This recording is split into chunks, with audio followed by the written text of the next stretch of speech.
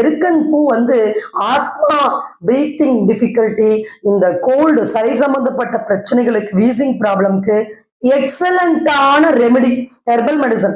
So அந்த வெள்ளரிக்கன் பூ ஒரு 100 கிராம் இருக்கிற மாதிரி வாங்கிக்கோங்க. மிளகு ஒரு 50 கிராம் எடுத்துக்கணும். லவங்கம் ஒரு 4-5, குங்குமப்பூ ஒரு சிட்டிகை அளவு, கோரோசனை அப்படின்ற ஒரு மூலிகை, இது நாட்டு மருந்து கடையில் உங்களுக்கு கிடைக்கும். இந்த கோரோசனை வந்து ஒரு 10 கிராம் அளவு எடுத்துக்கோங்க. எடுத்துட்டு இது எல்லாத்தையும் நல்லா அரைச்சுக்கணும். நம்ம அம்மி இருந்தால் அம்மியில் அரைக்கலாம், இல்லை மிக்சியில் லைட்டாக போட்டு சுற்றிக்கலாம். பூ நல்லா காஞ்சிருக்கணும். அதை வந்து நம்ம ஒரு சின்ன சின்ன மாத்திரையாக்கி வெயில் படாம உலர்த்து வச்சுக்கணும். காஞ்ச அப்புறம் நம்ம ஒரு குடுவையில ஸ்டோர் பண்ணிட்டு அந்த மாத்திரை காலை மாலை தொடர்ந்து ஒரு 2 மாத்திரை தேன்ல குழைச்சி 48 நாள்ல இருந்து 96 நாள் சாப்பிடும்போது ஆஸ்மா, இழப்பு, இரைப்பு, இருமல், காசம், ஜன்னி போன்ற அனைத்து நுரையீரல் சம்பந்த